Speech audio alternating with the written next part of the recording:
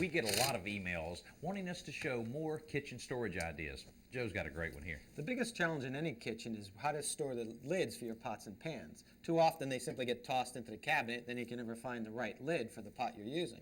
My idea was to use a towel rack mounted on the back of the door to store the lids. All I did is I mounted one bracket to the back of the door, and then I held the second bracket in place so that I could mark the bar to length. Then I cut it with a hacksaw and used a piece of sandpaper to smooth off the edges. Now you just have to screw it to the back of the door. If you can hold that for me. Okay, sure. And what you have to make sure you do is replace the screws that come with the bracket, because they come with 1.25-inch screws, which are too long.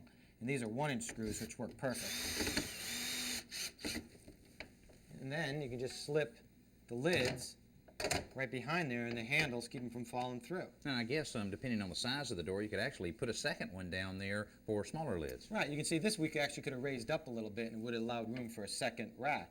But the most important thing is that the lids are neatly organized and you can just store them away.